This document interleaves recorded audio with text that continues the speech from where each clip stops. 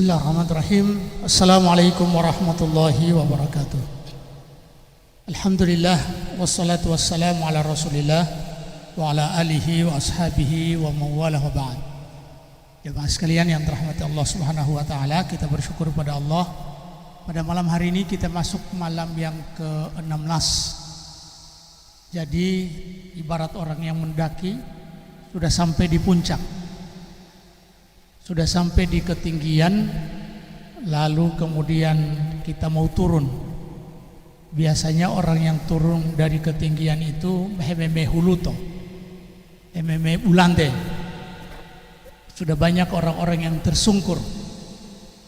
Kita berdoa kepada Allah Subhanahu wa taala semoga kita tetap istiqomah sebagaimana yang telah kita sebutkan pada beberapa malam yang lalu, bahwa karomah yang sesungguhnya, karomah terbesar itu adalah ketika kita bisa istiqomah.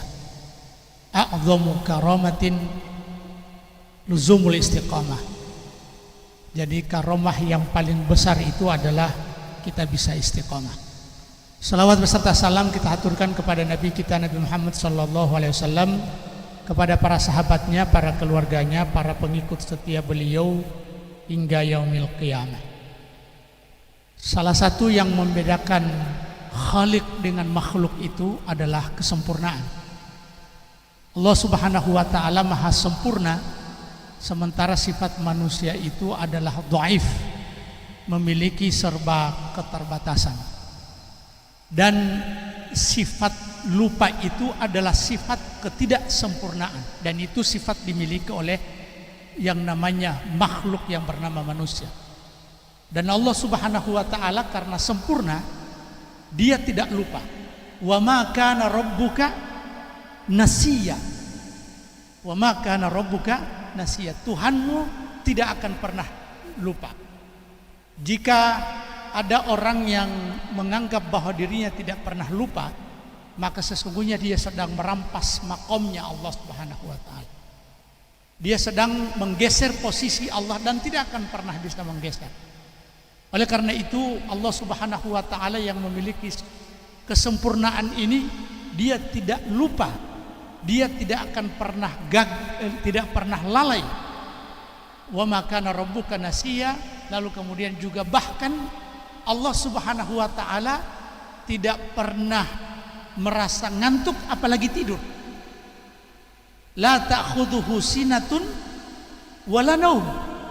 Allah itu tidak sinah, tidak dipengaruhi oleh sinah. Sinah artinya muqaddimatun naum, yaitu rasa kantuk apalagi tidur. Kalau kita apalagi sementara sholat yang panjang-panjang, kemudian memiliki aktivitas yang cukup melelahkan di siang hari, maka di malam hari saat kita sholat kita capek. Allah Subhanahu wa taala sebutkan la ta'khudhuhu sinatun wala naum. Jemaah sekalian yang dirahmati Allah Subhanahu wa taala, kejadian yang tadi salah itu hal yang biasa. Karena kita masih status manusia biasa. Dan dalam kesalahan, subhanallah, ada solusi untuk menutupi kelemahan manusia yang memiliki kekurangan dan kesalahan serta lupa.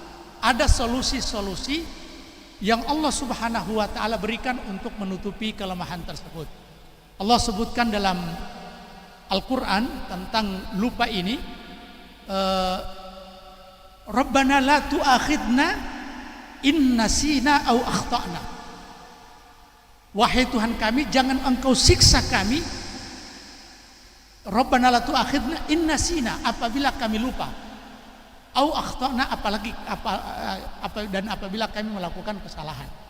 Jadi sesuatu yang Allah Subhanahu wa taala yang menciptakan manusia yang memiliki kelemahan lupa, lalu juga Allah Subhanahu wa taala tidak menghukum orang-orang yang melakukan kesalahan dan lupa. Kenapa? Kalau seandainya Allah selalu menghukum orang yang lupa ataupun orang yang salah, sementara dia sendiri yang menciptakan manusia yang salah dan pelupa, maka berarti Allah Subhanahu wa taala zalim, dan Allah tidak akan pernah zalim. Namun di satu sisi ketika melakukan kesalahan, tidak boleh berada dalam kesalahan, apalagi membiarkan kesalahan itu. Harus ada upaya-upaya perbaikan. Oleh karena itu di dalam agama kita, karakter dasar manusia selalu melakukan kesalahan. Bahkan kesalahan yang sifatnya disengaja itu adalah kesalahan yang harus ditutup dengan bertobat kepada Allah Subhanahu wa taala. Kullu bani Adam khata' wa khairul khata'ina tawwabun. Setiap anak cucu Adam melakukan kesalahan, banyak melakukan kesalahan, dan sebaik-baik orang yang melakukan kesalahan segera bertobat kepada Allah Subhanahu wa taala. Ada lagi kesalahan yang tidak disengaja.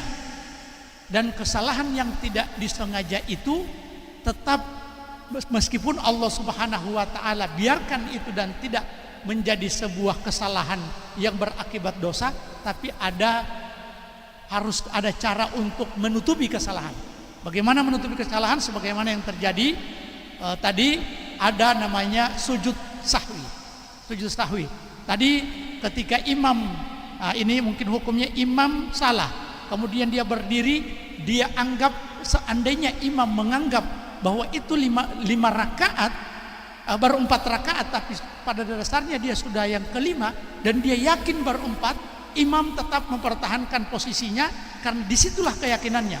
Begitu makmum kalau melihat bahwa ini sudah 4, kemudian lebih dari 4, maka dia tidak boleh mengikuti imam. Nah, memang ada khilaf di sini, tapi yang rajih dia tidak boleh mengikuti imam. Solusinya seperti apa?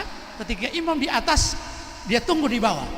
Nanti setelah itu sama-sama salam kalau memang imam ngotot dengan rakaat yang dia yakini. Tapi kalau dia ragu, dia ikuti, kemudian dia ikuti makmum. Tapi kalau dia ngotot, setahu saya ini 4. Meskipun orang mengucapkan subhanallah, subhanallah, dia ngotot dengan itu, maka boleh dia melanjutkan. Tapi setelah itu ditanya, berapa rakaat tadi? 5 rakaat, kemudian ditutup dengan salam. Dan ini pernah terjadi di zaman Nabi SAW. Nabi itu adalah manusia yang mulia, yang ditopang oleh wahyu. Wa ma yantiqu anil hawa in huwa illa wahyu yuha. Setiap tindak tanduk, gerak, tutur katanya itu semua dipandu oleh wahyu. Termasuk lupanya Nabi Sallallahu Alaihi Wasallam adalah bagian dari petunjuk supaya umat tahu bahwa sesungguhnya ketika melakukan kesalahan ada solusi-solusi seperti itu. Allah Subhanahu Wa Taala sebutkan, atau Rasulullah Sallallahu Alaihi Wasallam sebutkan dalam hadis yang diriwayatkan oleh Imam Ibnu Majah dan An-Nasai, beliau sampaikan begini: Innallaha tajawaza an ummati al-khata' wan nisyan wa mastukrihu alaihi. Sesungguhnya Allah Subhanahu wa taala tidak menghitung sebagai dosa orang yang melakukan kesalahan, tak salah, au nisyan, atau dia lupa, wa mastukrihu alaihi, dan sesuatu yang dipaksa. Untuk poin yang terakhir ini, yang dipaksa, ini pernah terjadi di zaman Rasulullah sallallahu alaihi wasallam. Asbabun nuzul dari ayat illa man ukriha wa qalbuhu mutmainnun bil iman. Jadi ada salah seorang sahabat yang dipaksa untuk mengata-ngatai Muhammad, dan Tuhan Muhammad dikata-katai, tapi dia sudah disiksa karena memang sudah diancam. Ketika diancam seperti itu, dia boleh melakukannya. Yang penting illa wa qalbuhu mutmainnun bil iman, kecuali hatinya tenang dengan keimanan. Jemaah sekalian yang dirahmati Allah Subhanahu wa taala, sebenarnya materi kita bukan ini. Bukan lupa, tapi saya sudah lupa bahwa ada materi yang ingin kita sampaikan. Jemaah sekalian yang dirahmati Allah Subhanahu wa taala, jadi sekali lagi kalau lupa seperti ini, sudah tepat sikap kita tadi, kita sampaikan subhanallah, dan itu tidak mengapa dan tidak membuat hati kita tengah mati imam mau salah seperti ini, tidak.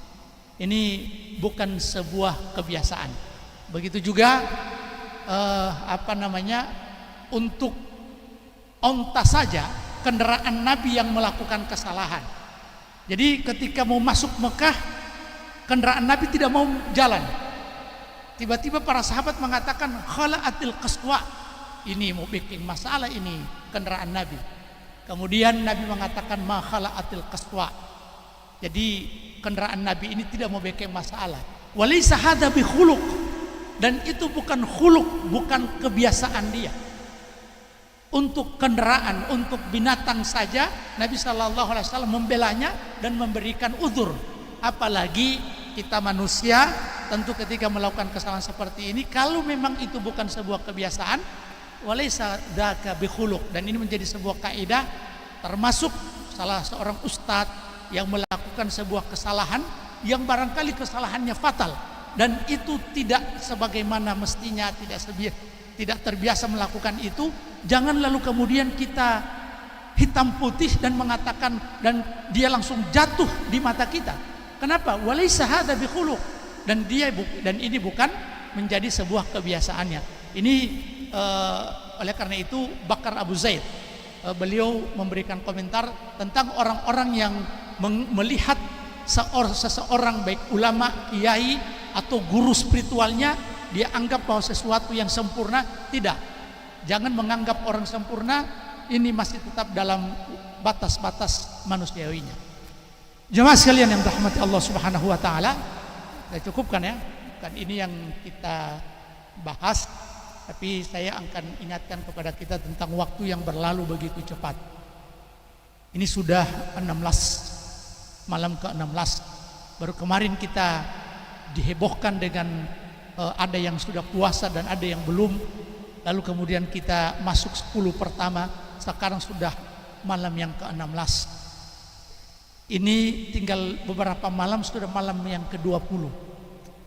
Sesuatu yang berjalan begitu cepat, lalu kemudian kita isi dengan sholat cepat. Baik, jadi apalagi yang tersisa ini? Kalau sesuatu yang berjalan begitu cepat, kemudian kita isi dengan sholat tarawih yang cepat, kemudian sholat maghrib cepat, semua sholat jadi cepat. Iya. Nah ini miris. Sesungguhnya semestinya sesuatu yang cepat ini, yang berjalan begitu cepat, kalau perlu ini tidak akan terlepas dari kita. Tapi yang namanya kehidupan seperti itu, huwallazi ja'ala al-laila wan-nahara khilfatan liman arada ayyadzakkara aw arada syukura. Dialah Allah Subhanahu wa taala yang menciptakan malam dan siang silih berganti, berjalan tanpa menunggu kita. Ada kita atau tidak ada, kita sadar atau tidak, kita beribadah atau tidak, kita taat ataupun durhaka, waktu terus berjalan. Waktu tidak menunggu, waktu tidak akan menunggu kita mau taat atau tidak. Digilas oleh waktu, lalu kemudian kita akan ada yang celaka dan ada yang bahagia karena memanfaatkan waktu tersebut. Oleh karena itu, puasa Ramadan yang tadi dibacakan ayyaman ma'dudat, hari-hari berbilang, maka mari kita manfaatkan sebaik-baiknya. Toh juga ini mau habis. Iya, toh juga ini apa yang kira-kira apa yang sedang kita kejar di dunia ini, lalu kita melepas Ramadan begitu saja. Kita lepas Ramadan tanpa ada kekhawatiran apakah Allah Subhanahu wa taala mengampuni kita atau tidak. Rogima anfu rojulin, celakalah seseorang adraka Ramadan tsumman salakha, ketika dia berjumpa dengan bulan Ramadan lalu Ramadan berakhir walam yughfar lahu, lalu kemudian dia tidak diampuni oleh Allah Subhanahu wa taala. Ini saja yang bisa kami sampaikan dan terima kasih. Wassallallahu ala nabiyina Muhammadin wa ala alihi wa sahbihi wasallam. Wassalamualaikum warahmatullahi wabarakatuh.